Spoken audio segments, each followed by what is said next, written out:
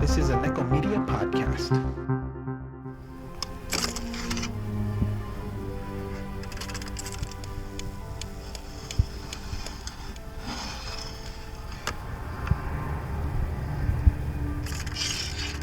What's your pleasure, sir?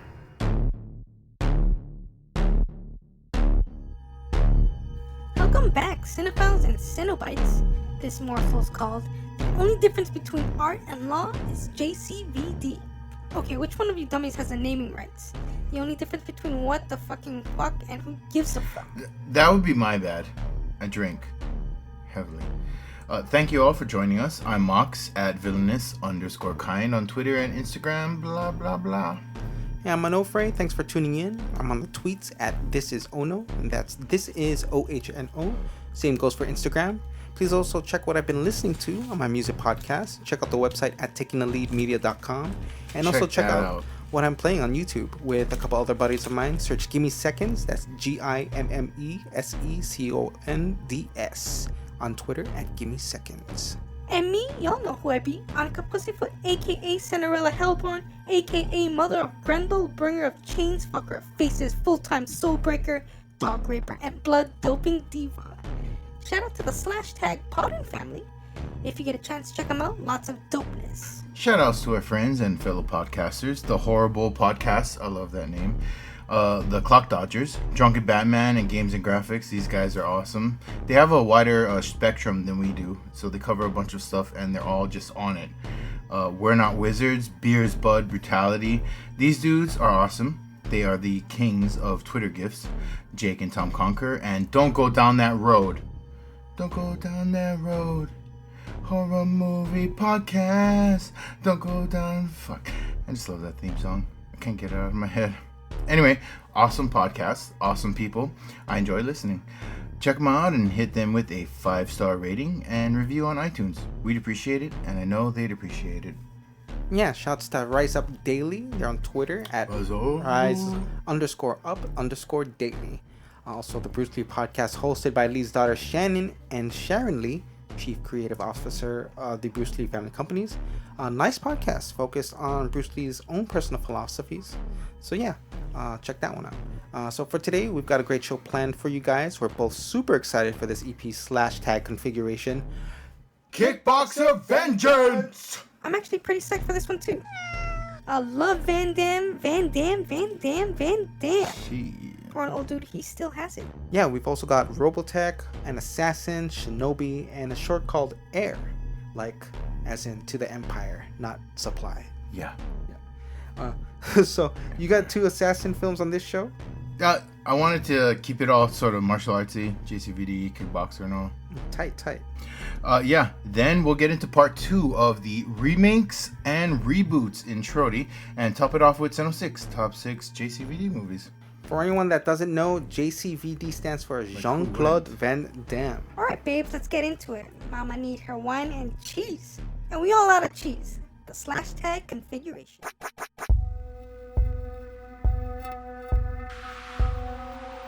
Welcome to the /tag configuration. We'll be taking a look at Kickboxer Vengeance, the remake of the 1989 film Kickboxer. Yep. Vengeance stars Alan Musi as Kurt Sloan, Dave Bautista as Tong Po, Gina Carano as Marcia, and this one she's the fight promoter relative to Ka-Ting Lee's Freddie Lee.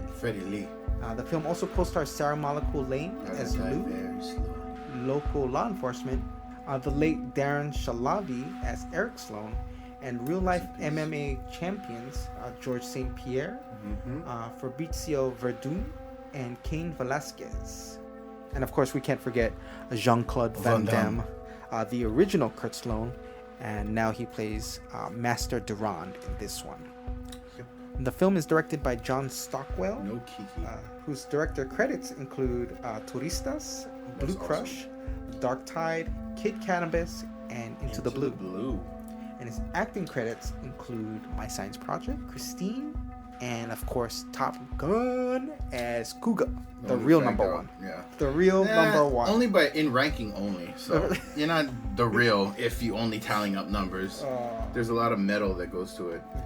METTL, you know. The film was written by Dmitry Logothetis and Jim McGrath. And the film's plot and story parallels with the original. In these ways. Yeah, we have the Sloan brothers, Eric being the older one, loses to Tongpo. Kurt, the younger one, wants revenge, trains in Muay Thai, becomes a worthy fighter capable of fighting against Tongpo, Muay Thai. and eventually defeats him in a match on his brother's behalf. So that's basically... By the underground rules, which Yes. they've expanded on. They do, indeed, they do. Yeah. Okay, get it rolling, bro. Alright, so Kickboxer Got Vengeance. a lot to say about this piece of shit. Woo, woo. So in this one, it starts... Disjointedly. Yeah, so they kind of... Actually, there's no real introduction. It just starts us off in Thailand with 3 minutes of shots of Thailand, beautifully photographed. And then it opens us up. The next move from there is really at the turning point of Act 1. He ingratiates himself into Tongpo's training camp. Yes. And gets trained, supposedly, or whatever. Okay, so he's getting trained. And then late one night, he sneaks into Tongpo's chambers with a gun, wanting to kill him. Yes, and he approaches this really badly, and then Tongpo actually gives him this sort of, not a speech, but a lecture. Honor. You're gonna go into his house and try to get him while he's sleeping with a gun. That's cowardice. Yeah, that was kind of coward on Eric's part. And Kurt's part. that sets up Tongpo's character, which they later break in the third act. So in this one, he's not as I say crazy or aggressive in this one. This one he's more controlled. Tongpo. Well, he seems his own man. He was more a puppet in the original. In this one, he seems like he's the godfather. He has his own organization, and they work in conjunction with Gina Carano's fight establishment, but he is by no means at her pulling strings. Oh, right. Okay. Nice. Yes. You know, he kind of knocks out Kurt after he tries to shoot him. He doesn't, like, take him out right there. No, he in fact calls the cops, and that's the first introduction of one of those girls. He calls the cops, right? And in the original Tongpo, I think would have taken him out right there. Just murdered him right there, and he would have found him them more like just a mindless, hitting machine. He was in the rice paddies the next day, dead body. The first Tongpo, I don't think he meant to cripple Dennis Alexio. That's what he does. He beats up dudes. Yeah. But there seemed to be more of a thought process behind Dave Bautista's one, and which is good because he's a really good actor, but they did not utilize him well. So we're gonna introduce the master of this school, Tongpo. Right. His hype man, hyping him up. Okay, the look of the new Tongpo, Dave Bautista, is way more intimidating than the look of Michael Kesey in the original as Tongpo. But the way they set it up, this director sucks so bad. He tried to build a whole hype scene around it, and all it looked like was, okay, he's kicking cement and it's breaking. That's awesome. The way how we found out about it in the first one, we don't know who he's fighting. We hear his name, Tongpo, heavyweight champion of Thailand, whatever. And only as Jean-Claude Van Damme is going looking for ice to give his brother, he happens to be in the hall when he feels the hall shake, and he hears it echo with the sounds of just fucking crack, crack, crack, crack, crack, crack, like Jurassic Park, but predating it. Then he sees what the fuck is causing that noise. This guy is shaking the building as he fucking whacks his shin against a big ass pillar, and then he goes to deliver the fucking information of what he saw to his brother, and that we discover it at the same time of him, and as it's delivered, it's just way better filmmaking and storytelling. I agree. Sure, yes, for sure. This one was cheesy. This is just a cheesy movie. And so after he gets knocked by Tongpo, Kurt actually is arrested. In transit from being arrested at Tongpo's to getting to the police station, they are accosted by a bunch of bandana wearing bandits, and there's an elephant scene for no reason. So the elephant scene yeah, so for no reason. For some reason they use elephants in this one, and I expected to see Tony Jaa jumping out. And I really wish I did. Yeah. Tony Jaa might have saved this piece of shit. Actually, he was the original choice for Oh, yeah? Well, the that makes Master sense. Duran part, or the trainer, Okay. and he wasn't available at the time. So they were Jean-Claude- just gonna cut JCVD out of this entirely? They asked him as an afterthought? I think so. Yeah. Originally, it was supposed to be Tony Jaa, and that makes sense with the elephants. You see, if you have elephants and martial arts, Tony Jaa is gonna be somewhere. But they choreographed this fight scene on elephants, and which was pretty gnarly. It was cool. It was very cool, but it's cool for the sake of cool. So it's stupid. So after that, then we get sent to Master Duran, Mm-hmm. right? But he's still training people. He's got this older dude. Tai Chi dude. He's my student. Okay. Kurt gives him the story. Yeah. And he kind of has to prove himself. So they kind of do a little sparring match. So after that, we get more backstory now. So we are introduced to Eric Sloan, and it's the same situation. Gina Carano's character offers him $400,000 To go to Thailand and fight in her unsanctioned, supposedly underground fights Yeah. that all the cops know about. And actually, Eric, he doesn't know who Tong Po is yet. In this one, he's just telling him, don't fight for the money, or Don't go to Thailand because you're gonna get killed. Yeah, and Eric Sloan is just looking for a good payday. So that's why he takes the fight, which actually leads to his demise. And in this one, Eric Sloan dies. Yep. He's not paralyzed. No. So this is actually a vengeance story. It is Kickboxer Vengeance. Yeah. One that doesn't make sense. Then we're brought back to present time Kickboxer. Okay. So now we start the training. Mm-hmm. The first montage. The first montage. In this one, there's 2 training sequences. So the first time... He means in the entire movie, not Yeah. back to back. Yes, yeah. So the first set of training we get, it's sort of mild. Mm-hmm. It's not as much. Or As you would need intense. to defeat a fucking Goliath. Yeah, because after that he thinks he can go.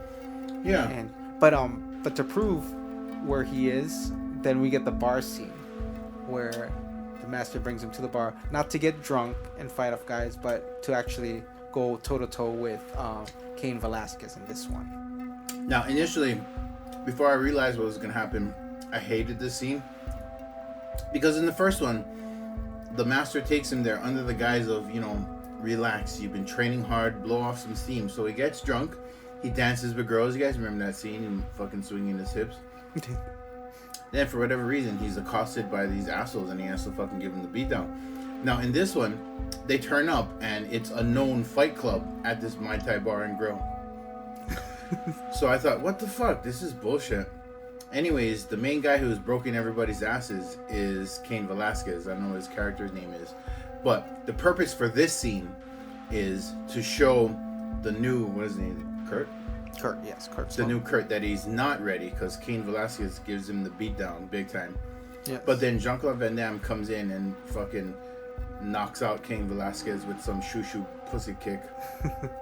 In this one, pointed out Cain, the physique of an MMA champion, Cain Velasquez. Yeah, it's like a fat fuck. It's not compared to Dave Bautista, who's more chiseled. This is how This is, a real life fighter looks like.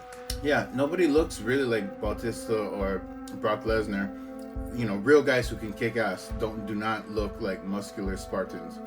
They look like fat Joes down at the fucking Mai Tai bar. And those kind of drink guys on the can weekend. beat up, yeah. At the heavyweight level. Once you get at the smaller levels, chiseled guys, they make a difference. Because a guy at 165 who's built versus a guy who's 165, most of that is from fat. But once you get in the 230 plus, fat guys win. They just do. They pack more power in their punches, for sure. And they absorb more. They do, yes, they do absorb. Also, they have more carbohydrates in their body stored as fat, so they can last longer. Plus, they absorb more hits. And Dave Bautista's vegan, or he doesn't eat meat. Yeah. He doesn't eat meat, So but he's Dave still. Bautista would not last long, I believe. In a fight versus a real fat fighter. I mean, versus me and you, he'd beat the both of us up and eat a kebab. Yeah. But yeah, that's interesting how, I mean, in terms of physique and physicality, it's 2 different people. Muscle guys, that fat guy eyeing you up at the bar, think twice. Because you may put your teeth in your pocket. You probably knuckle sandwich No. for 2. For 1. Respect fat guys. Son. Is not ready yet. So At all. yeah. So I mean, we get montage training scene number 2. It's a little bit more intense. It's a little better. Yeah, it's a better one. It's a better one. He's running more. You need Yeah. cardio if you're Yeah. gonna fight Tong Po. But they didn't have that scene with the meat and Kiki chasing him. Because Yeah. that is an actual thing how Van Damme trained. That's how that Yes. made its way into the original Kickboxer. Yeah, this one he's running around with stones attached. Yeah, I don't around his know. neck. And then they do a couple little homages to or shout outs to the original. Yeah. With the training by the fucking Saget There's statue. a The silhouette. silhouette. Yeah, just the Coconuts. Oh yes, he in this one instead of dropping coconuts on your abs, Ready to protect. you gotta bust coconuts with your elbows. Mid-air with no leverage. Yes, I mean, oh man, and I'd say the training scene is probably a little bit more intense, a little bit more heavy. Is it? I don't think so. Well, there's a scene where remember in the original where he's Van Damme's gotta kind of practice his moves underwater, whereas this one I he's like that. pedaling in a bicycle I in the missed, water. I missed that part. Yeah. You told me about it. And so that part's pretty intense. I mean, but you're just moving your legs more. I think in an original it's more like kind of Just conserving your hair. Yeah. It's a breathing exercise as Yeah. opposed to. So and we have weapons training in this one too now. Yeah, that was a stupid addition. It was interesting because then they incorporate this in the final fight against Tong Po, but I think it was just for flashiness. It wasn't really necessary. I mean, if we're gonna go through But stages, neither Dave Bautista or whoever played Kurt, they Alan didn't. Lucy. Yeah, they didn't know how to fight with swords. in this one, it It was super slow. I'm talking slower than 80s action slow. and the sound effects they kind of used it sounded like Right, they're it didn't using sound like metal hitting metal. like It- bamboo sticks or something. Yeah. Peck peck peck. It should have been ding ding ding. the Foley artist got to be fired. So what did you use? Training scene number 2. We also get a training partner Oh yeah, George St. from Pierre. Tong Po's camp. Mhm. The George St. Pierre, who's apparently an alcoholic. Yeah, he's a village drunk. Mad Yeah. skills, but That drinks skills- all the time. Yeah, drinks all the time. And there's also now more of a romantic subplot. No, they had one sort of with Miley. Yeah, that was more. That one played better than this bullshit piece of shit. The subplot between Sarah Malako Lanes and Alan Musi, it kind of hits off after the elephant fight scene. They get She's together. a victim through this. They abscond with her out of the vehicle, and she's looking at him, the prisoner, to save her. Then all of a sudden, right before he acts in the alleyway, she beats the shit out of them, and then he comes after. Like, he does the second beating, but she already freed herself. She's already that. And then from there, they're fucking. It's undeserving. He It's didn't deserve undeserving. it. It is. It's like they hooked up. I guess it wasn't really life threatening, but I mean She basically got herself out of it, and she's a Yeah. cop. She's not like a secretary waitress, like Yeah. damsel in distress, even though she plays that to him, like looking back, like save me, and then she saves herself. Yeah. And then we had a second love scene. Hey, I was talking about the magic scene. For no reason, she shows up to scold him and smacks him a couple times. But I feel like even with this romantic subplot, it was kind of unnecessary. Like It doesn't add anything into the plot. Like Yeah. in the original, there's a nice little courtship between Van Damme and Miley. Yeah. Yes. And then they fucking rape Miley. And she hides that from him. And he finds out at a critical moment when Tong Po is busting his ass. He Right. tells him, you bleed like Miley. Oh. Miley, good fuck. And then he look at Miley. Then he look at his master. No! Then he start fucking him up. Cue 80s fucking hairband Yes, revenge yes. rock. You could take her part There was out. you Yeah. could. I don't know. They spent a lot of money on her and, her team storming the compounds and Yeah. shit. Well, she's law enforcement. They could have kept it at that. And yeah, the whole Well, you wouldn't even need that. I don't think they even needed that whole law enforcement thing because they didn't have that in the first one, and it was really unnecessary. true. Yeah. So this is probably the new take on it. Yeah, the new little- take is a bad take. John Stockwell, do you know the meaning of extraneous? You should learn it sometime, Cougar. Oh, well, actually, this romantic subplot actually gets him in jail. because she doesn't want him to fight Tong Po. Yeah, she's trying to keep him out, but he will not. Him and Van Damme, but they break out. And who do they meet on their way escaping? Y'all forgot about me? Michael Kesey. The original Tong Po. The original Tong Po. He's in one of the cells. Keep an eye out. If you know how he looks like, he was also in Bloodsport. If you don't, you're not from the 80s or you don't really like movies. But he's in there. Michael Kesey is in there. Yeah, he's in there. So they break out and they're going to do the match, the final showdown with Tong Po. Yup, and Rock Candy. Rock Candy, yes. So you got the hype man. Tong Po's hype man, he delivers, man. He's simply like, out of a Greek play. He gives him his I can't believe his record. How many kills? 85 kills in a row. It's Tong Po. Yes. Whoa, whoa, whoa! Oh shit! And his fighter. Yeah. And he introduces and then like Kurt Sloan. This is like American Gladiators. Yeah, it's like really cheesy. David and Goliath. It's like they think they on reality TV or some shit. Yeah.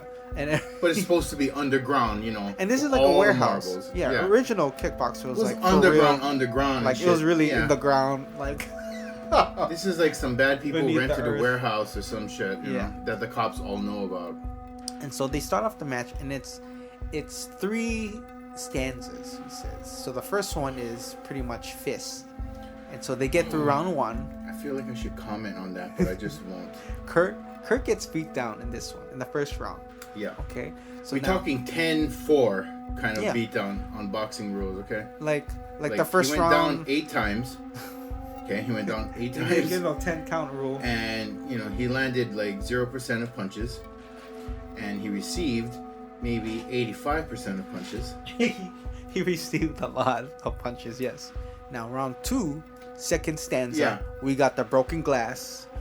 Or blue rock candy. Yeah, that's what they use. Colored bottles, idiots. Yeah. Well, and they didn't even show the first dip into the glue. Into the adhesive, yeah. The adhesive. All of a sudden, they're just wrapping their hands into fucking gummy bears, and then they're like, "Oh, this is nuts." It's a little detail. It's the little detail. But it makes the scene, And you use fucking brown bottles, white bottles that look like glass. Don't be using pastels. And fucking deep dark They stole the glass from the church, the local church. Like it feels like such a farce. Like it's blue glass. Yeah, it was blue glass. It's just stupid. They drink the blue bottles over there. Yeah. And so they go. Bud Light Platinum. And so round 2 is broken glass, and it's more intense. So more cuts, and I think more cuts mostly. Kurt Sloan lands 1 cut. One to the abdomen, to the side. Yeah. And that barely phases Bautista. Yeah, it does. And then round 2, he's down. And you got Master Duran, JCVD, who is offering no actual coaching tips. He doesn't tell him, use your do this, right, try that. He's weak on this He's side. Like, hey, you're doing good. Remember the time your brother died? Beat him now. Beat him now. That's all he says. Oh, we gotta mention in the training scene, the second training scene, Master Duran teaches him how to break out of a lock. Oh yeah, that comes into play, but it's so subtle and stupid. Yeah, in the training scene, they kind of go over it. They kind of emphasize it. They kind of focus on that. Over it. And so now we're going into round 3, and so Hype Man says we're gonna use weapons now. Yeah. Weapons. So they each are issued 2 swords. Yeah, they go 2 swords, 2 on 2, and it's just it's just a play with sticks, really. It wasn't too intense. I mean, at all. I guess it's just to make it more flashy, make it more organized. Yeah, but they failed at that. It was not flashy at all. In fact, they moved so slow with the contact and defense. So at one point, they're down to 1 sword each. Yeah, for no reason. And then they lose both swords. Now it's back to fists. And Fist dude, gummy bear combat. And so we get the headlock, and Kurt Sloan is able to break out of that. Yeah, it is headlock. They were mostly clinching before that. Clinching, this one is a headlock. The same headlock he had on his brother before he broke the brother's neck. Oh, right. Oh, nice. Yes. And so he's able to break out of that and stun Bautista. Yeah. With some bullshit. Yeah, with an elbow to like Bautista. He's not Tom. an elbow to like the face. Like, I feel like that's how you punch sharks in the nose to stun them. Yeah. So you have enough time to swim away. This one, he has enough time to like throw in like 4 kicks, like while he's stunned. And it's actually not enough. He's got to do 2 times, 2 heels to the face, and then he can finally get him down. Yeah, total And so, bullshit. and they're both. I mean, he used all his strength to And use he's to land that way kick. worse for the wear than Batista, of course. Yeah, and they go up to the fence where one of the swords went to, and now it's like, okay, I'm gonna chop your head off. And Yeah, they're in a clinch trying to drive each other's face and throat down into a sword that has been stuck in the wall in the fence. and to bring down Tong Po, Yeah. rock candy to the neck. That's what he did. Glass into the neck. Yeah. That And kind of it's a small wound, but it's a small one. It's enough big to yeah. push him down the sword, Yeah. and we get a fatality in Kurt Sloan's favor. Like, I don't feel guilty for telling you folks this spoiler, because honestly, if you thought it would end on any other way than the good guy winning, well, you're an idiot. But you're also an idiot if you watched this movie and paid money. I disagree. Well, agree to disagree, but I'm right. No. Son, come on. This is a piece of shit. Yo, this is a go watch CC. This is a definite, if there is anything I implore you, it is a no watch, CC. I think it's a good take on modern day Nope. MMA fighting. Like if you like a good action movie, No. No. There are no good MMA scenes in this at all. it's the training scenes. You got two though. You got two cool training scenes. I've seen better training preps in the Pride promos when Pride used to exist. Nice remake on an original film. Horrible remake. That's my point. Village is kind. Yeah. So we got a no watch That from sucks. Mox. I give it a go watch CC. Yes. But I give yeah. it a no watch. Hella no watch. So that was our take on Kickboxer Vengeance. Shouts to JCVD. Shouts to him always. Always. We know your name. Jean-Claude Van Van Damme. Damme / Johnson. Alright. See ya. Van Damme. Hey yo, you never seen those YouTube music ads popping up all over the place? What the fuck is up with that shit? Yeah. I saw this one. Random girl. I don't know her story or whatever. But she's like on a plane, alone, listening to her fucking, I guess, YouTube music. And she's just full blown crying. Then they're like, it's not just what you listen to, it's who you are. YouTube music. What the fuck does that have to do with the crying ass girl? Yeah, right. Me too. Kid comes home. Dad high fives him. Kid goes to his room, puts on music, and then puts on makeup and a wig, and then the voiceover. It's not just what you listen to, it's who you are. What? Maybe you old fucks are just too fucking old. Fuck you. You brought it up. Did you understand them? Irrelevant. Let's get into this. Kicking and streaming.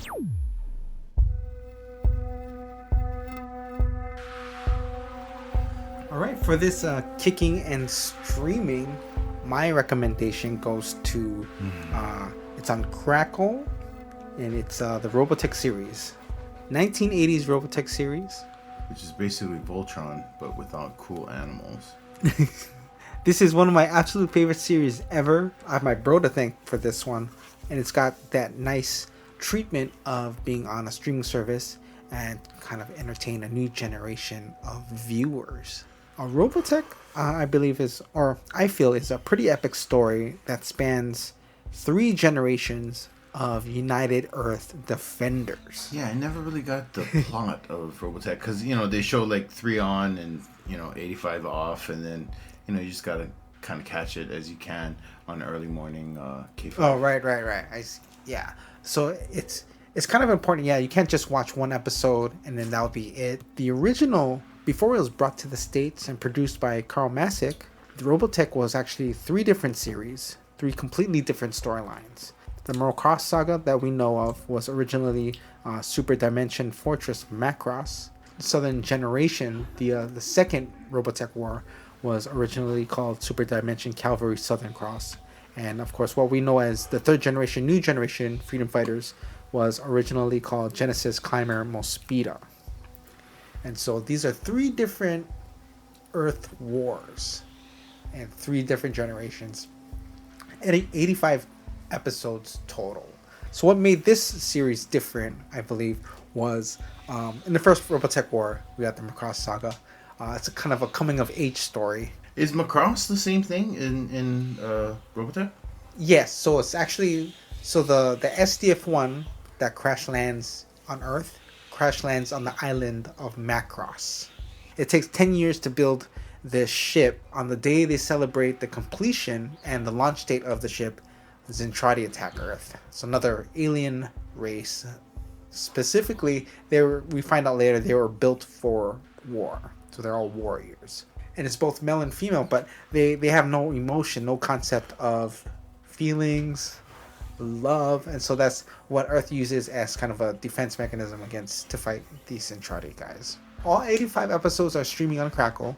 The newest movie called the Shadow Chronicles is also on there too, which serves as not a prequel, but it's the latest installment of the series. It's probably, I'd say, a quarter of the final book in the series that kind of ends the series. It's titled The End of the Circle, and that title actually it says a lot about the series.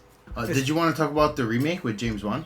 Yes, so James Wan is actually gonna do a live action movie on this series. Hopefully, I think maybe for a 2017 release date. Oh, so it's like his next movie then already. It's I believe in production, yeah. Yeah, what about Conjuring 87 and Fast and the Furious 35? Come on. But we'll see. It is Robotech is definitely a coming of age story because all the central characters are young, like they're still in their teens, and they kind of have to grow up fast because of this whole alien invasion deal. I think Knights of Sidonia is better, but but yeah, Robotech series, all 85 episodes on Crackle. You'll watch CC. Yeah. Okay, well, for mine, now this is dope, y'all. You're gonna want to listen in tight. It's called An Assassin. Not N. I said it like the letter N. No, N. Like an assassin. Like, oh, there was this one person who was an assassin. And then get one other guy. Where's it streaming? Amazon Prime. Okay. It's directed by someone named Go Ohara, written by him, and it's based on a novel by Fuyuki Shindo. It's starring Ryoma Baba and Yuki Kubota. So the plot is, two orphan best friends, Ryo and Masaki, they are trained and raised by a company of assassins. Now, as adults... League of Shadows. Kind of, sort of, but less cool. While on a hit, Ryo is unable to kill a young woman, Ryo, named by Sayuri Iwata. I always wonder, like, come on guys, did you not expect this for international audiences?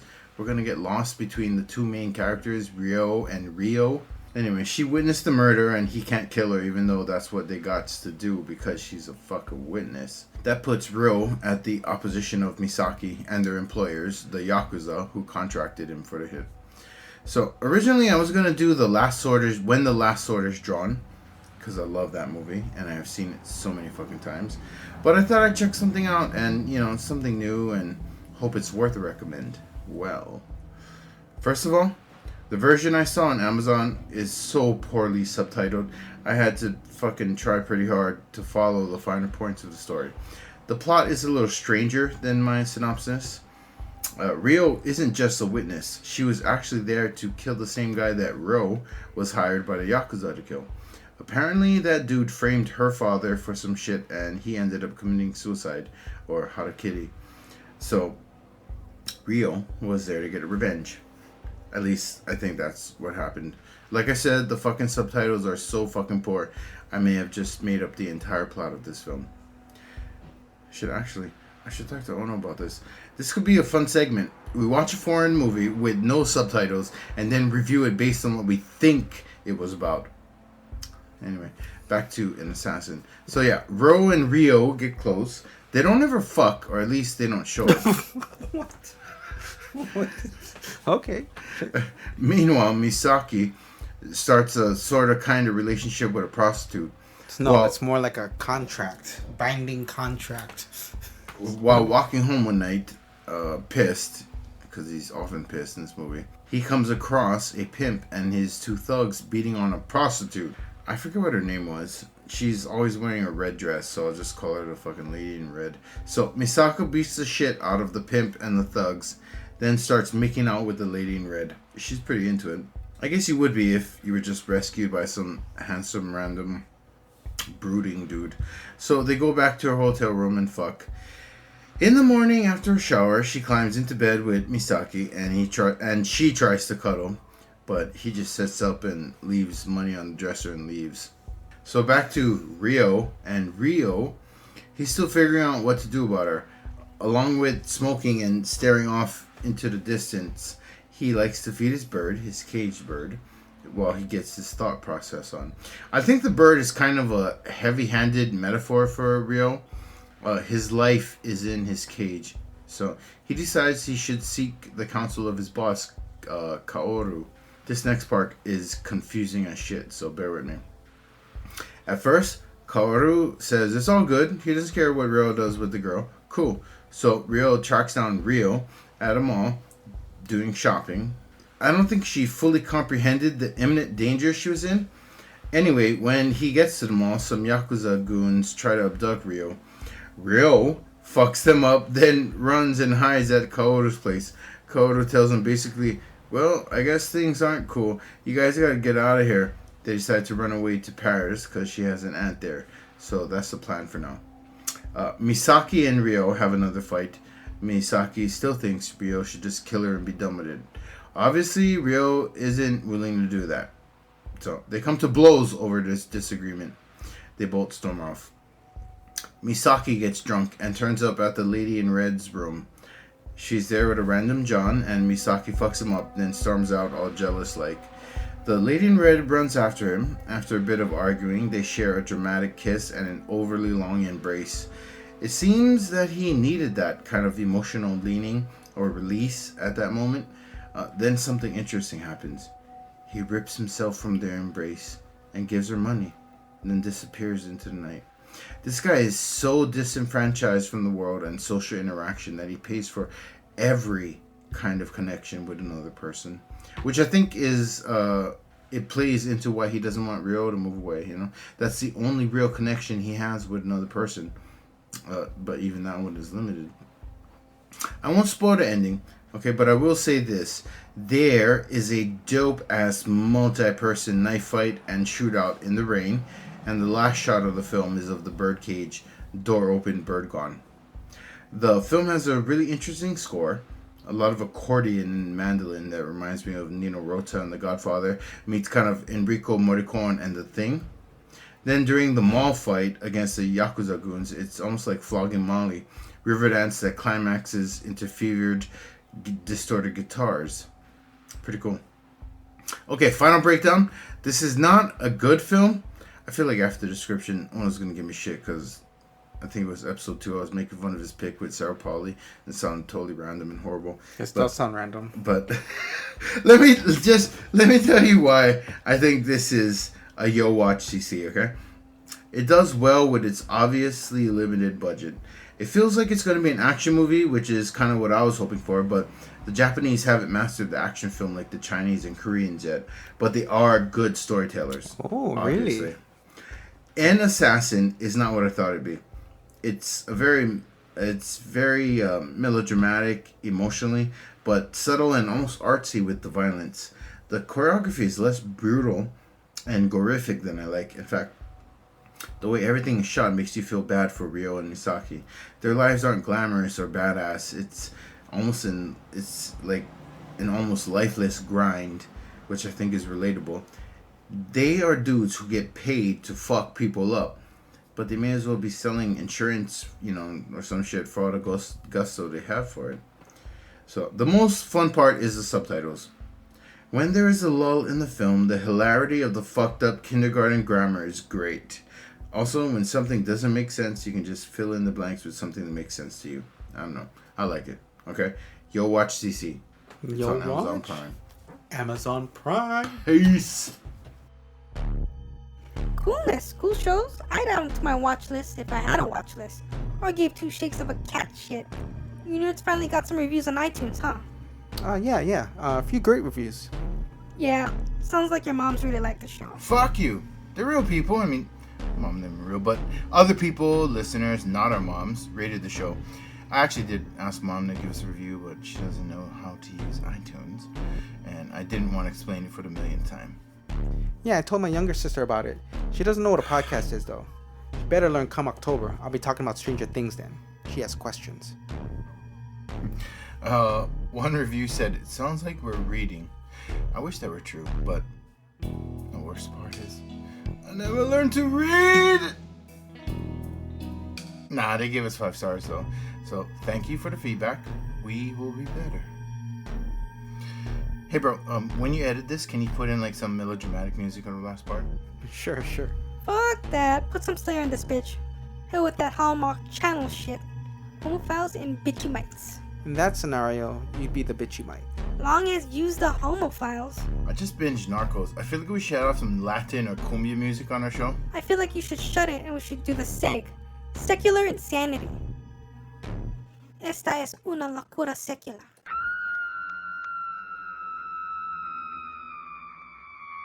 Okay, secular insanity.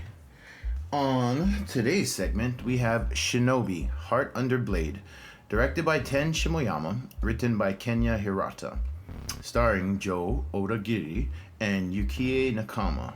I hope I did justice to those names. The year is 1614, feudal Japan. The two most feared ninja clan, the Iga of Subakakure and the Koga of Manjidani, are released from their 400-year-old command of ceasefire by the shogun.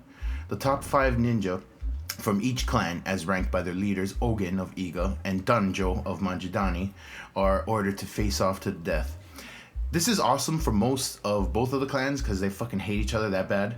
But it is problematic for our two protagonists, Genosuke, grandson to Danjo of Manjidani, and Oboro, granddaughter to Ogen of Subakagure, because they are in love and they have been secretly having an affair. This film is basically X-Men meets Romeo and Juliet as horrifying ninja, but better because there's subtitles. I feel like all Shakespeare movies should subtitle the iambic pentameter for those of us who don't want to sift through poetry for the plot. What light through yonder window breaks? It is the east and Juliet's the sun. Oh shit, I just got that. It's pretty dope actually. I forgot how politically motivated this story is. The shogun has 2 sons, both with ambitions of themselves being shogun, both with large, devout factions. So the shogun feels war is imminent no matter who he chooses as his successor. He also feels that the current Hattori Hanzo, the dude who controls all the ninja, he's like Japan's top-ranking ninja, he is not strong or respected enough to enforce the truce between Koga and Iga. So, to solve both problems, Hattori Hanzo comes up with one solution. The clans will each represent one son. Whatever clan wins, the son it represents will be the new shogun, and the winning clan will move into prominence as the #1 ninja clan for 1,000 years. Another interesting thing I missed the first dozen times around because this shit is so awesome. These 2 clans are the most powerful and the most feared in all the land, but they are also the poorest. The reason being primarily, their hatred for each other is so infamous that nobody wants to hire one clan for fear of making an enemy out of the other. The other reason is that everybody is just plain fucking scared of them. These ninja are mutants. And there's a cool irony here that these ninja are the next evolution of humanity, but they are feared and regarded as things from a bygone darkness before mankind harnessed light and civilization. There is truly no country for old ninja. That is one of the driving political factors in this story. So anyway, Genosuke decides he doesn't want to participate in this 5-on-5, so he gathers his ninja and heads to the capital to ask the shogun why all of a sudden is there an end of this truce. And on the way there, the Iga pursue, and it's all-out ninja war. Battles more. All-out ninja battles. The film is altered and condensed from the anime and the manga it's based on called Basilisk by Masaki Sagawa, which is based on a novel called The Koga Ninja Scrolls by Futaro Yamato, all the way back in 1958. If you don't know what a basilisk is, because I didn't, it's a tiny reptile in European lore that is said to be the king of serpents. This thing was so venomous, it left a wide trail of poison in its wake. But its most trademark ability is the power to kill with its eyes. And that plays heavily into the story, especially for Oboro, the Juliet-ish heroine. She is tiny, clumsy, weak, and just fucking super irritating until you find out her power. She never had to get good at ninja shit because all she gotta do is look at you and she blow you up like scanners. So Basilisk is the better, more apt title, but I understand why they changed it to Shinobi for the film version. From a marketing standpoint, it's broader. People generally have heard of or know of Shinobi. If you haven't, did you not grow up in the 80s and play Sega? And the Koga Ninja Scrolls is just too fucking long for a title. Although the scrolls themselves are super important because that is where the names of the participating ninja get scribbled on and then delivered to the villages by hawk or some bird of prey. Oh, also, Genosuke's powers are fucking dope. They show it a couple times near the end, and you're like, what the fuck? Then finally, they show you what you missed the first times, and it's fucking... I won't blow it for you, but you gotta check it out. See if you can guess what it is before the reveal. I won't get into the details of the differences between the film, the anime, the manga, and the novel because they are all awesome and can exist in and of themselves in their particular mediums. I recommend, though, checking it out in this order. Film, anime, manga, novel. The anime is off and on available on Netflix and Hulu, and if you're a Comixology subscriber, you can check out the first volume of the manga as part of your subscription. You can buy the Blu-ray on Amazon used for a penny, the same with the novel. Also, the novel, I feel, has gone on to inspire and spark tons of stories on all mediums. The Hills Have Eyes, Ninja Scroll, Naruto, that pay homage or are derivatives of this badass jam. But as typical with novels, the mutated ninja powers are grounded in reality, or with the medical science available at the time of publication, i.e. the inbreeding of these two hidden villages is what caused the mutation and freaky abilities that make them so horrific. So, if you like epic tales of love complicated by hate, challenged by duty, steeped in politics, and scored by tragic irony, check out Shinobi, Heart Under Blade. Yo, watch CC. Hey, so, okay, I like what your takeaway from It Follows was. I was turned off because I felt the theme was abstinence and sex kills, blah, blah, blah. I find the idea of abstinence is ridiculous. But you saw it as more of a monogamy thing, the theme? You want to expound? Oh, cool, sure. That's kind of random. Yeah, no. No, I just, Shinobi, ninja love stories, and I started thinking about love stories in general. Naturally, I thought of It Follows. Yeah, okay, so yeah. I feel like It Follows, the story, is like a supernatural fantasy take on the dangers of casual sex with multiple partners. And by casual, I mean, your one-night stands, weekend hookups, no-string encounters, friends with benefits, DTFs, all with different people. And in the end of the film, it seems the only way to survive and to kind of really break this chain of sequenced deaths is by becoming monogamous. What's your take on monogamy? Well, it's doable. It's not impossible. To physically and mentally satisfy one person for the rest of your life takes time and talent and patience. And all patience really is just concentrated strength. Bruce Lee podcast. Okay. Have you ever personally cheated or been cheated on? No, never cheated on anyone. Can't say I've been cheated on. A woman's heart is a deep ocean of secrets. Yo, that's Rose Dawson. Oh shit! Full name on blast. Yo, thanks, Rose. Full name Rose Dawson. How about you? Me. No, I never cheated or been cheated on that I know of. I think that I know of is a good distinction. Some people are super braggy about it. I've never been cheated on. I'm this, I'm that. Nobody cheats on me. For real? How would you know, son? Right? So, yeah, that I know of. I believe in monogamy and exclusivity. I don't believe that humans are naturally wired for monogamy, but we make choices. I think the fact that we are able to deny our impulses is what makes us human. To just give in is just lazy and broken. Yo, that's the Matrix, son. That is the Matrix. You know that reference? The Nietzsche. Yeah. The Nietzsche. So, okay. Did you like her? Did you like her? Who? Digital pimp or whatever. Alright. Not that people don't mess up, but like if you do, you can't just be. It's in my nature. Yeah, definitely. Own it, fuckers. Anyway, enough shit follows. Is It Follows the one with the clown and the kids, and he's like, they all float down there? No, that's It. Stephen King's It. What kind of Cenobite doesn't know the difference between it and It Follows? Cenobites are Leviathan's clergy. We ain't nerds in the dark watching fucking make-believe bitches. Oh, easy on the wine, P. You're getting kind of testy. You trying to manage me, bro? Don't condescend me, you fucking misogynist fuck. I bet you hated the new Ghostbusters just like you hate women. We'll let her sleep it off a bit. I'll introduce the next segment. Don't talk to me. I don't need no man pig to talk for me. I talk for my own self. The shortest straw. Where's my cheese? Remove my fucking cheese.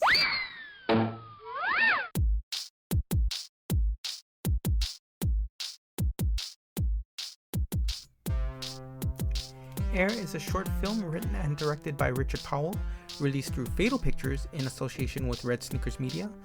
After connecting with a stranger of similar interests online, Gordon and his young son Paul embark on an ill-fated road trip in which Gordon aims to indulge a secret passion.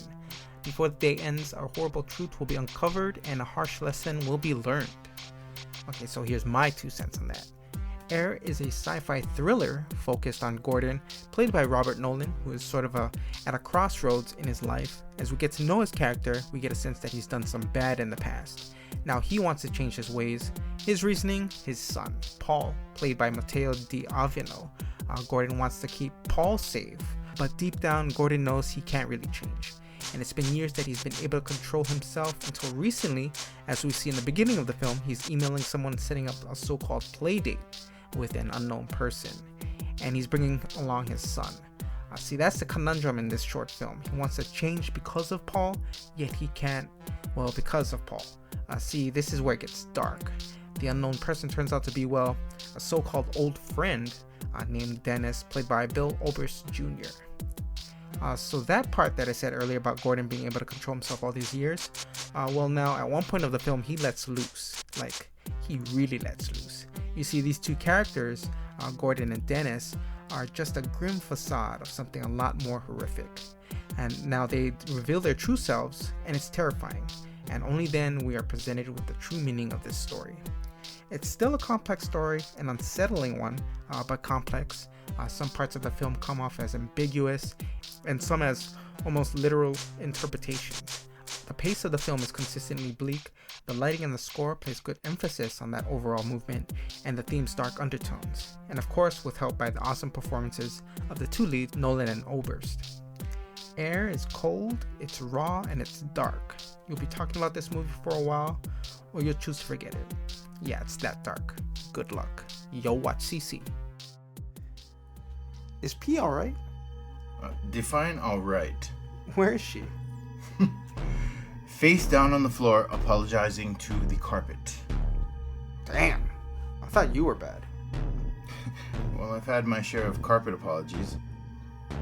Okay, on this Shorty's Ladder, like we said, we're gonna delve into part 2 of remakes and reboots. Mostly remakes.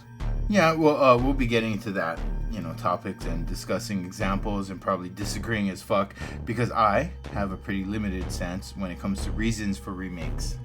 Yes, we get it. It's all monetary. Money is evil. I never said money was evil. I wish I had money. I wish I had crazy money, like Sultan of Brunei money. That dude basically is emperor, and he has a fucking harem. 2 questions. 1, why Brunei? Why not Hugh Hefner?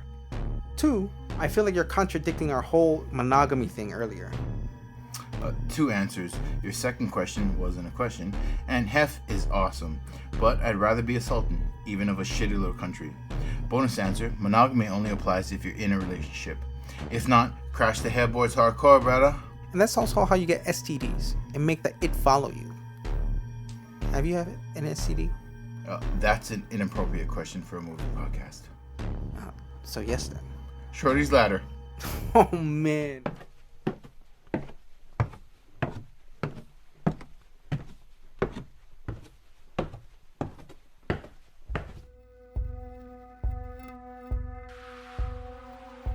Previously on Shorty's Ladder. Alright, welcome to our Schrody segment, Remakes Part 2 of 3. Last episode we talked on the differences between a reboot and a remake, giving our definitions on both. We also talked loosely on the reasons why a film might be remade. There's only one. And as it stands with Mox, a majority of it is for monetary reasons. Is there any real other? Really? But it's interesting because I saw a little clip on Facebook with you just showed me that clip. the Aloha Beaches. Yeah, John Carpenter was doing kind of Q&A session, and someone asked from the crowd about his take on Rob Zombie's Halloween and why movies are remade. Yeah. And so John Carpenter said one reason why a film would be remade is because it's actually cheaper and you save more money with regards to marketing a movie. And so it is monetary. Right, you saving money, and I guess whatever money they were going to spend on marketing can can go be put towards into, production. But I mean, even so, if they don't and they just want to make they just want to make a cheap movie, and to market it, you just got to put that name on there. True, because it comes with a built-in audience, and I Yeah. think that's why they remake a lot of stuff that don't need to be remade. Right. And with the Thing, I almost said remaked. like, because I then learned English. they didn't market that movie as the prequel, really. That was a good one. I'm glad Yeah. they didn't, because I would have been even more perturbed than when I thought it was a remake. Mm-hmm. So why the fuck you remaking The Thing? Yeah, because then otherwise, like, I went in thinking, okay, Mary Elizabeth Winstead is Kurt Russell's character. That's what I was thinking yeah. too. But then I was like, at a certain point you realize, okay, this is not a remake. What's going on here? That's if you saw the original, which I didn't, and so I went in. And we call ourselves a horror cast. Ono hasn't seen the thing. The DVD was like expensive. horror? That's why. Actually, well, because it retains its value, bro. Yes. So like, there's no more Blockbuster. I can't go rent it, and I can't rent it online. What the? I'll get into a whole thing about why video stores don't exist, and I hate it. I want video stores back. But yeah, The Thing. Yeah. And so they probably saved a whole lot of money, just not marketing it. I don't think it did that well though. Yeah, I think that's the problem though. Like, if they had put it as the prequel. Yeah, and if they would have marketed, put more money into marketing the movie, it would have done better for sure. I think, because then I saw The Thing afterwards, and then I watched The Thing again, 2011, and it blew my mind. Totally dope. You know, all the Easter eggs in there. Yeah.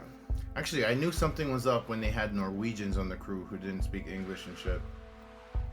Right, so today we'll continue with the discussion, touching base on American remakes of foreign films. I'm pretty stoked on this. Yeah, and time gap between an original and its remake.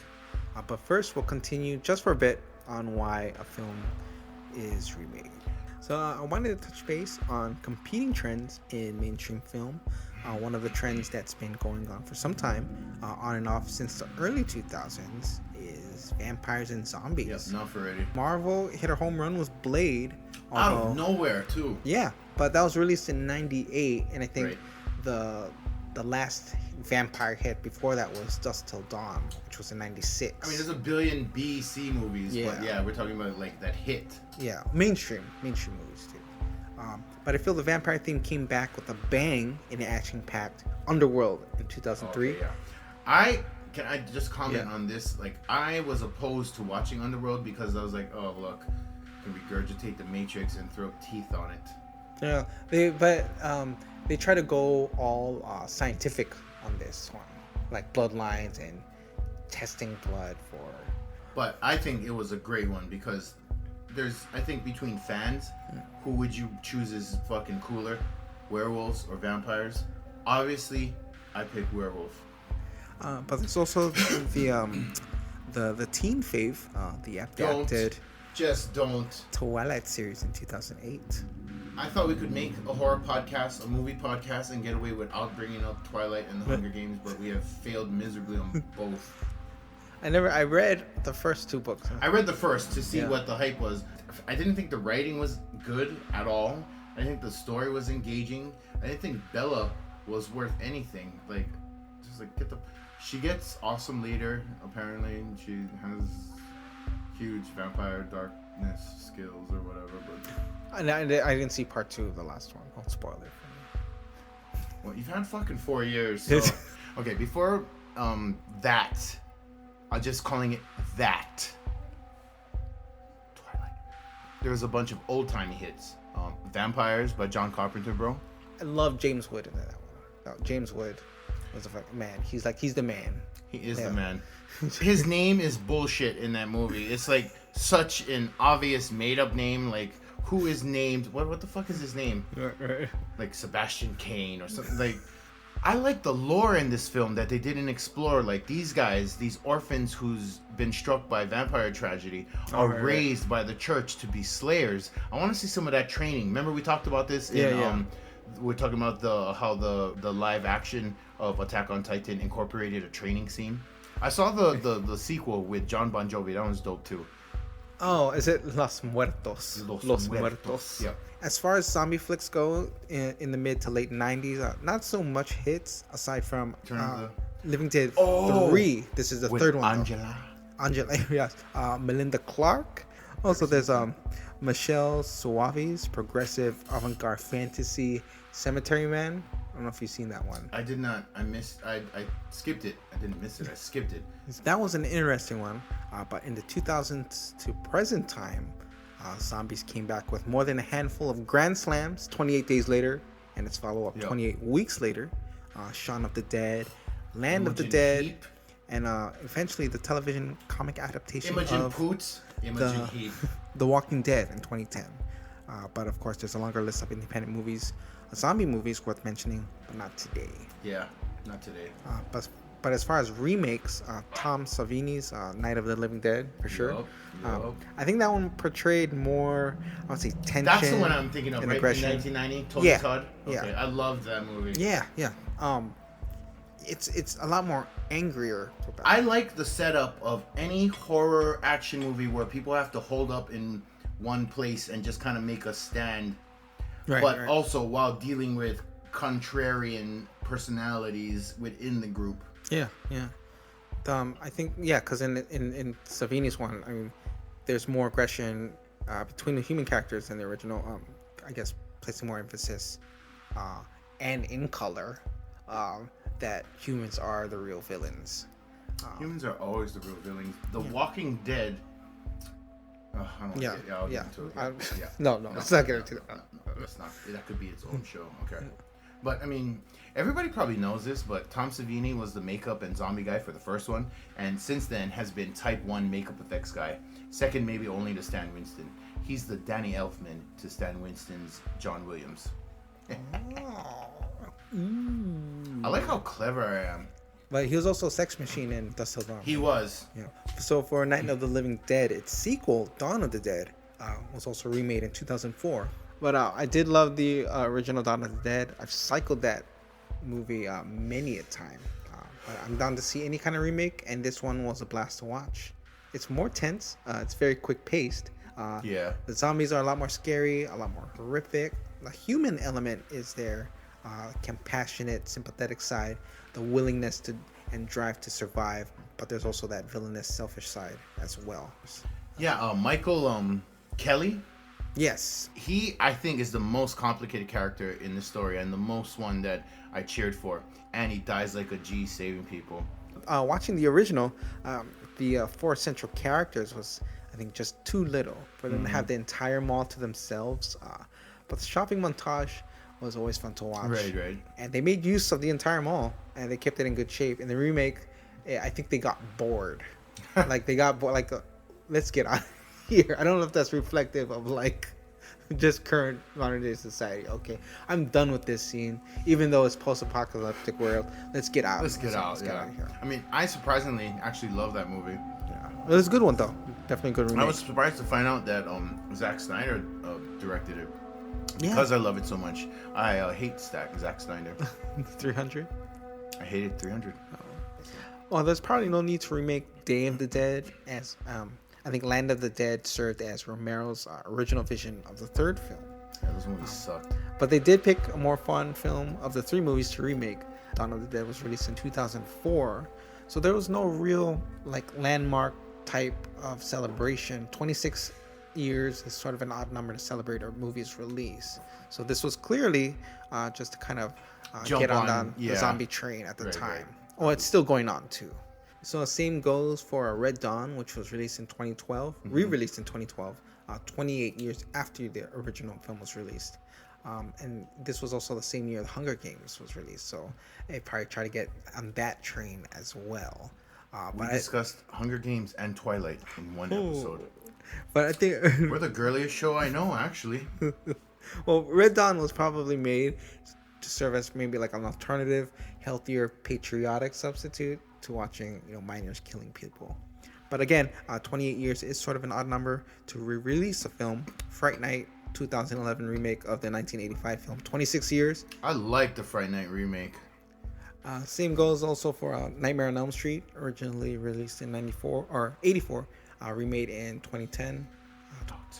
Granted, these are just a small handful of movies, all released at a particular time, but it could be argued that the smaller the time gap between an original and its remake would mean that the original had a very strong and positive impact with audiences and cinema for it to be remade. Yes. Take the case for Cabin Fever. Originally released in 2002, spawned 2 subsequent follow-ups and a remake which came out earlier this year. This is really just more like an example. I don't have to say I like or dislike the movie. You know how I feel about this, so I fucking hate this movie, and I fucking hate that they have a remake. You know I haven't seen the remake yet, but fuck you, right. Fuck it. But it's an almost exact remake of the original. Came out only 14 years prior. Does he think he's Hitchcock? Yeah. That he deserves a shot by shot done by Gus Van Sant? Yeah. Is that his ego? But I think as far as indie horror movies, Cabin Fever was home run. But if the remake of Cabin Fever were released any sooner, I think it would have been an unnecessary remake. Maybe even a little weird, especially if it were a local filmmaker. And by local, I mean like a fellow filmmaker. I'm taking a breath because with every breath, I get madder and madder. It is obviously an unnecessary remake of a shit-ass film that still plays today as it did back then. So what the fuck? Right. But you know, with foreign films, sometimes if it is a hit, an American remake would then often follow up. Abre los ojos, open your eyes. Open Your Eyes by Alejandro Amenábar. Released in '97. That's a Lady Gaga song. And it was remade into Vanilla Sky, released in 2001 by Cameron Crowe. That's a great one. I'm still pissed from Cabin Fever, but you know your stuff's obviously great example, bro. So another movie that was immediately made soon after the release of the original was Quarantine, released in 2008, directed by John Eric Dowdle. The movie may have been made probably to go up against, I'd say maybe Cloverfield, and also maybe to follow up the whole found footage format made popular by the Blair Witch movies and Paranormal. Right, but it existed before that. I mean, we know. But, yeah. I mean, I feel like Quarantine was just like a total exact remake, you know? It was, yeah. George Romero also dabbed in a bit with Diary of the Dead. I really liked that one. Yeah. I'm not like a found footage fan, but I find a lot of them I do like. Like, I loved Paranormal Activity and Part 2, and then I skipped ahead to Ghost Dimension, which is dope as fuck. Have you seen that one? The trailer. I've seen the trailer. I'm shaking my head. I wish this were a video show. Yeah, but yeah, Quarantine was definitely pretty much almost an exact remake, right? Yeah. Of the Spanish film Rec. Yeah, and Rec is in reference to, if you don't know, Record. In Rec, television reporter Angela Vidal, played by the awesomely awesome Manuela Velasco. Manuela Velasco. Hey, yeah, Velasco's down here, but I think they're Filipino. Yeah, they are, yeah. Carmen, right? Carmen Velasco? Or, what was her name? San Diego. Not the fucking missing chick. The one from fucking, she's from Hawaii and she was on, like, American Idol. Oh, I don't know her name. No. So her character is doing a piece on firefighters. So she's tagging along on their daily routines. Or nightly routines. Routines, yeah. She working that graveyard shift. The firefighters answer an emergency call, which takes them to an apartment complex. Later, they are quarantined and confined in the building, sealed off by military personnel. As it turns out, some kind of infection is spreading throughout the building, and they kind of just want to isolate it. Yeah. That's the quarantine. Yeah, right. But in the building, it's like floor by floor, everyone is getting infected. And it's not your typical virus, though, as we come to find out. It's rather they're dealing with demonic possession in this one. But the American remake did spawn a sequel, which wasn't very good. I liked it. Yeah, but at the airport. Yeah. Well, I think it lacked the intensity and mystery. Well, yeah, of the I story. haven't seen Rec 2, okay. legitimate Argentina one. So. Yeah. Oh, well, it seemed they were shooting more for, I guess, infectious plague taking over the country. Yeah. Kind of finding a way to contain it rather than sticking with the possession storyline. Yes, I think in America the theme was oversaturated with exorcism movies, so. I mean, it's just as much as zombies, so why not go to possession way? I mean, But Rec 2 is a direct sequel, kept first-person view, now with more cameras and, of course, more weapons. So it's a little bit more exciting. Okay. Another popular, more famous remake, very successful one at that too, The Departed, released 4 years after the Hong Kong original Infernal Affairs. I haven't heard anybody remark on that it is basically, I want to say direct, but it's not a direct remake. It is just such a better, bigger, broader, deeper film than Infernal Affairs. Yeah, because then it's like Hong Kong action cinema. I think they were just going for an action movie like, with some kind of storyline at least. John Woo, yeah. So, but Scorsese upped it up, right? That's what I want to say. The elevator scene at the end. And watching it, I didn't know that it was Scorsese, so of course now I know. Then I was sitting in that theater, not really knowing what I'm watching, and I'm like, fucking, I swear I've seen this movie, even though it's the first time I've seen this movie. Then I realized, oh fuck, this is an American remake. Then I was waiting the rest of the film to see if they had the balls to do the elevator scene, and they did, and it was shocking. I knew it was coming, or thought it could be coming, and I was still like, I gasped in my then mouth. The main character's gone, right there, gone. Like suddenly and with no build up or music cues. Yeah. Just ding. Oh my goodness, yeah, that was was shock. like, yeah, I got your back, son. But they added Scorsese or whoever the scriptwriter was. They added the Marky Mark character who was not in the original, and that was just a stroke of genius. And Marky Mark plays it great. I can see why he got the Oscar nod. I mean, oh yeah, for sure. Him and Alec Baldwin just going off on each other. Yo, Alec Baldwin is great in that movie too. He's so Alec good. Baldwin. I don't know if it's because now that he's older, he's out of the whole sex appeal guy thing that we can finally get to see him in roles where he shows his chops. But I really like him. I mean, he nails it on 30 Rock. He was great in this movie called The Cooler. Yeah, so as far as The Departed, I would say it's a success. I mean, yeah, this is won very Best successful. Picture, right? Yeah, and this is after Scorsese being in the industry for so long. This was his first Best Director award. Like, he's been nominated so many times, and then after I think just he a should have remake. won for Goodfellas though. That was dope. But yeah, that is the end of our part 2 of 3 remakes discussion. So check out on Ep 5. Episode We are 5, going next to. episode. We're gonna end this We're going to discussion. conclude this. It's going to be epic. We're talking about more successful remakes, and also touch base on the unsuccessful ones. Yeah, we really should because there are a lot that just don't. Tune in next week for episode 5, part 3. Yo, watch CC. Are you using my cup? I don't know why. I don't want your STDs in my cup. You know that's not how STDs work. Also, I don't have STDs. Whatever, yo. I just ain't trying to wake up dead. Fuck your cup. Speaking of wake up, want to go check on Annika? Her favorite seg's coming up. Yeah, sure. Just don't be touching my stuff, alright? I don't want your shit all over my... Just... Okay. Thank you. Anyway, okay. Seno 6. Where's P? I tried calling her. Nothing. Then, I nudged her and she just started screaming, rape, rape. So fuck that. Let her sleep. You wake her up next time. Seno 6. The box. We came. Now you must come with us. Taste our pleasures.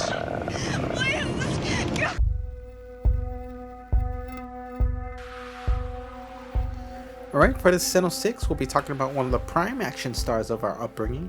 He has graced the screen in such fantastic classics as... Bloodsport.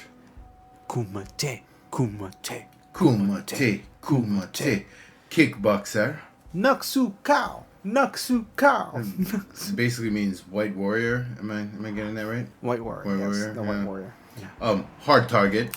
Yo, get rid of that mullet. What the fuck is with that mullet? I feel like it's a character in and of itself. It's a separate thing. Yeah. Double impact. There's 2 of them. There's 2 of them. There's 2 of them.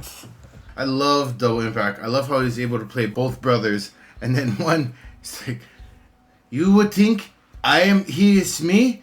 When you're fucking black silk unaware. Take your back silk underwear and get the fuck out. Get the fuck out. Go back to Disneyland. Disneyland. Yeah, Disneyland. I feel like every time Van Damme talks, like, there's, like, just that hint of French disdain. You guys know what I mean? Like, Disneyland. Yeah. Right? Like, everything they say is just like, well, fuck you. Yeah. Fuck you. Yes. Come on. Come on. Come on. Come on. Come on. Hit me. Okay. Cyborg. Man of few words, speaks with his actions. He's a what do you call He's a slinger. He's a slinger. Yeah, he's a slinger. Slinger with the most horrific backstory. And he's still, is it a mullet or No. just longer hair? Because I feel like he had long hair in that one too. He had long hair, and then in the past, in the flashback scenes, Right. and then present, it's yeah. a crew cut. Yeah. Oh, is it? Oh, Yeah. okay. Well, cool cut. Cool cut. Cool cut. It's cool cut. Not a crew cut. By the way, Vince Klein is from Hawaii. You might also know him as War Child from Point Break, son. And Universal Soldier. Yo, he likes to eat in this one, and he didn't bother paying. I know. It's like, I'm the one. It's like, Hank, we got a problem. I'm the one cooking up all that slop. It's good. It's good. It's good. More. He beats up dudes while eating popcorn. Oh, that was also directed by Roland Emmerich of Rolling, Universal Soldier? yeah. Oh, wow. Directed I by didn't know. Roland Emmerich, who went on to Independence do Day. Independence Day and then Shreddy second one. Day After Tomorrow. Nope. That's not the Shreddy second one I was talking about though. You mean excellent follow-up. Well, 20 years. Come on. Sudden Death. You know, I watched it again. Shout out to Powers Booth. I watched it again just for this and just for you. Yeah. And I hate it less. I saw that one in now. theaters, yeah. What didn't you watch in 1990s? And so that list is just the tip of the iceberg.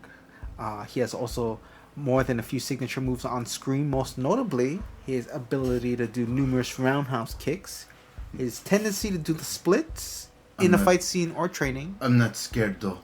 I'm the master of the splits.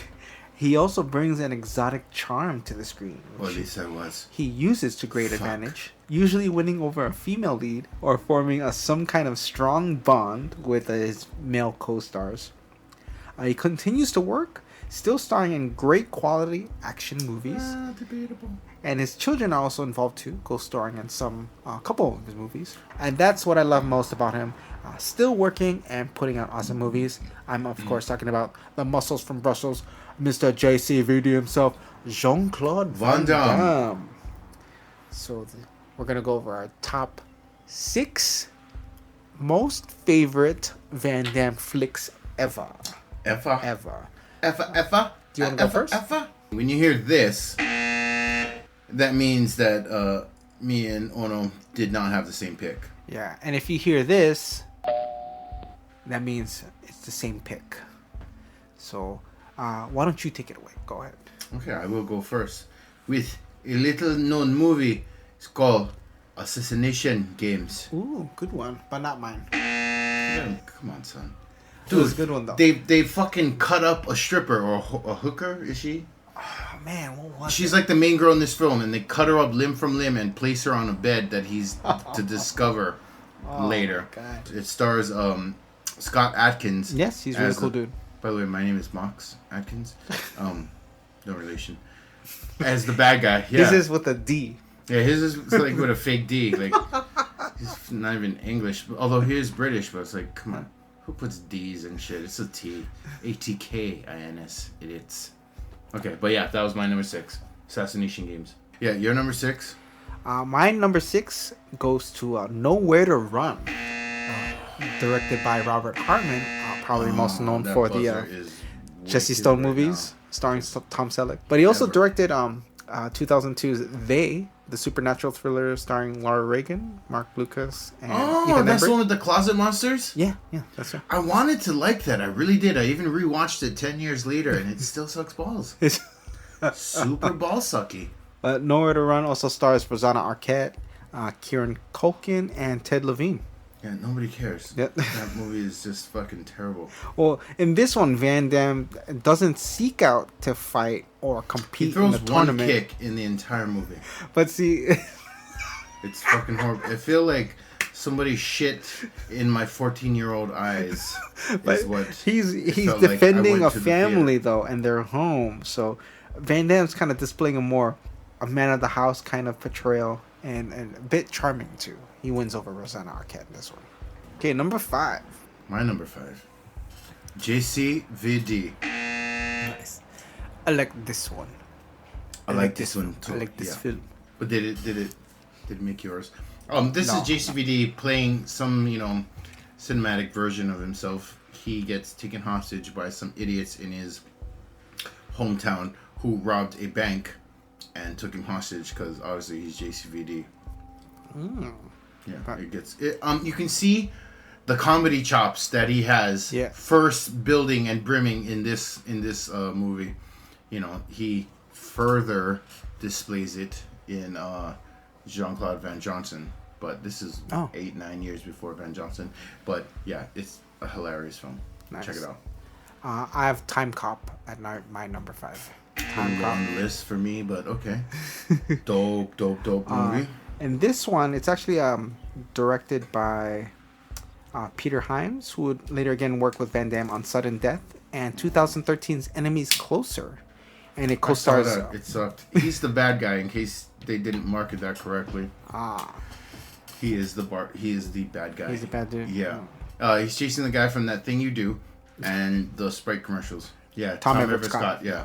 You doing that thing you do. He decided to play it a little bit more faster. That's his lifestyle. That's why he's faster.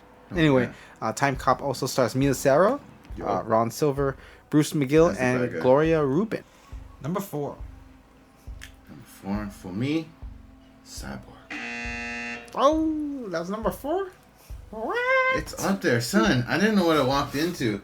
1987 at you remember the old Waikiki 1 and 2s? Yeah. Yeah, Wow. the big So you ones. saw this in theater? I saw it in theaters, and I didn't know what it was about, but it just blew my mind. I feel like they really should remake Cyborg. Yeah. They could, and make it just as exciting. This would be a good remake. At my number 4 spot, I put Kickboxer. Okay. Action classic which spawned 3 sequels and a remake. It also starred local Dennis Alexio. Why not, son? He lives in Aiea, I read. Okay, but he's from Waianae. He's from Wayne. Nobody ever just like reps Aiea. That's like the bitch ass shit of bitch. Like, from Aiea, son. Nobody cares, son. But see, this was also the movie that introduced me to that fighting style of broken glass. I don't know the rock if hands. any other movies have really touched on that other than Hot Shots. Hot Shot, right? Gummy bears.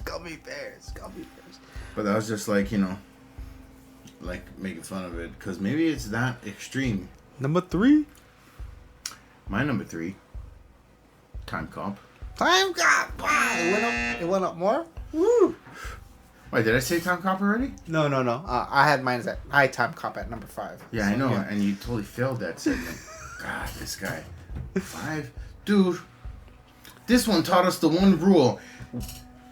I don't know about you, but okay, I went to a private school, and the only thing I remember about science is the same matter cannot occupy the same space at the same time. In the That's same physics. time. That's physics. So, Yeah, we can never prove that. Right. No. It's like quantum physics itself. Trying to talk about shit that exists on that little bitty plane. Oh. All right. Number 3, I got Double Impact. I put Double Impact. Yeah, this one was Chad and Alex. Yeah, and it's got Bolo Young in it. Okay. Number 2. My number 2, and I don't think it's on your list, but I just really gotta plug this. Universal Soldier. Woo! I feel like we talked about this. I feel like Roland Emmerich. Yeah. But I remember watching it, and I guess it wasn't as... It was too military. Probably why I didn't like it as much as, like, other Van Damme movies. Like, and Dolph Lundgren just cutting off ears. And can you hear me now? Private. So, yeah. What's your number 2? All right. My number 2 is actually a Cyborg. Gibson Fender Tremolo. Yeah, you should bring that up, yeah. So a lot of the characters' names in this movie I are didn't even musical recognize that. instruments. Yeah. Yeah. So And I play music. Well, the we both play actual music. cyborg is named Pearl, and I'm guessing like Pearl drum kits. Like the drum kits, yeah. And then Fender tremolo. Should have named it Tomo. Or Yamaha, but that. Studio sessions, I guess. But And then Cyborg's her like bodyguard security guy is Marshall Strat. is that really his name? That's his. The one who dies like a bitch on Fast Son. in the- He's named Marshall Strat. Marshall Strat. Yeah. So that's his That name. is a hideous name. All right. So before the number ones, we gotta mention our Honorable mentions. For me, Expendables 2, Nice. Yeah. Hard Target, and 6 Bullets. 6 This actually has a really good opening knife fight. Pretty horrible twist, and there is some pretty horrible special effects in this. We're talking about a murder of little kids. That's what this movie's about. Little fucking kids that get abducted and sold or murdered. So actually, I don't know why it didn't make my list. Probably because I didn't see it as a child. But it's a really good movie. 6 Bullets. It's It is. on Netflix, or it was. It was well, you just pick up the DVD. Own this movie. This guy wants you to Own buy everything. Own this movie. Find it for free. You know. Honorable mentions: Sudden Death. Another Ugh. shout out to Powers Booth. I Loved You in Red Dawn and Rapid Fire. The Quest. Worst movie. the directorial debut of Jean-Claude Van Damme. It takes another take on Notice that he did no directorials after that. he did 2 other movies actually. Oh yeah? What's the shitty names of those? Come on, son. They're fucking horrible. No. Okay. And third honorable mention goes to Assassination Games, right? Assassination Games. Oh, Sorry. this guy. This guy. Scott Adkins and Chris Van Damme and Bianca Bridget Van Damme is also in it. All right, number 1. I think we got the same one. Number 1. I'm guessing it has to be. Does it start with a K and end with a Kickboxer? That's your number 1, Kickboxer. What the fuck are you talking then? Bloodsport. What? Bloodsport didn't even make my list, son. Oh. Did not make your list. Fucking shit. It's got the best soundtrack. Fight to survive. Kumate. And Natsukao. Well, for one, it's based on a character named Frank Dukes, Like, who is like a total put fucking... up your dukes. Yeah, he's a total fucking liar. He had this book, something about an assassination or something. Anyways, he's just a total fucking liar, saying He worked for represents the Tanaka family. CIA, and He comes out on top, he's defeating the Chong only. Li. He's like a world record holder of breaking bulletproof glass or some bullshit. Just total Kickboxer. lies, despicable lies. One of the fighters in Bloodsport is actually Tong Po in Kickboxer. Michael Kesey. Yeah, Michael Kesey. Oh, Yeah. really? Well, nowadays we got the real tongue pull. The real Dave Bautista. Yep. He's the real. He can actually. kick Doesn't he down- look though like he's like you walk into a room? That's not a dude you want to mean mug. But that's our Sino 6 JCVD. That is, and he picks. Oh, guys. Yeah, just watch Dave Bautista's the fucking real tongue pull. Check out Kickboxer Vengeance. Yep, on Footlocker.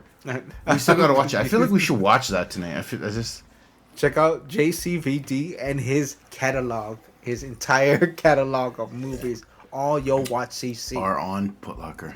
Yep. All right, later. Latest homes.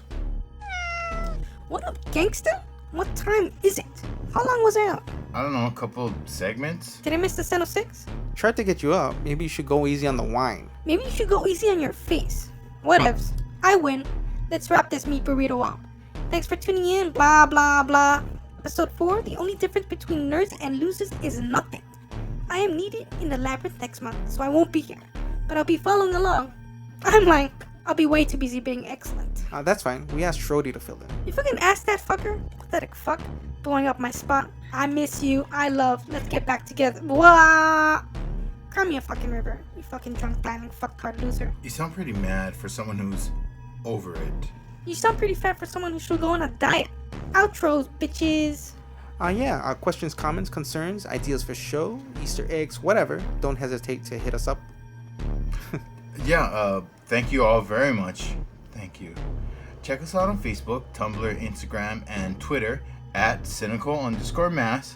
Oh no, That's CINECAL_MASS. you know that's right. I'm Mox at villainous_kind. Stay rating, Oakland. And I'm Onofre on the tweets at This Is Ono. That's This Is OHNO. Check out the music podcast at Checking the TakingTheLead.com. lead media. And check out what I'm playing at Gimme Seconds, GIMMESECONDS at Gimme Seconds. Yeah.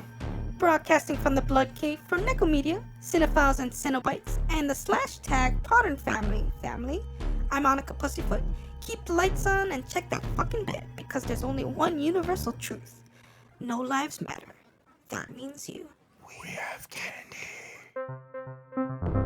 This is a Neko Media podcast.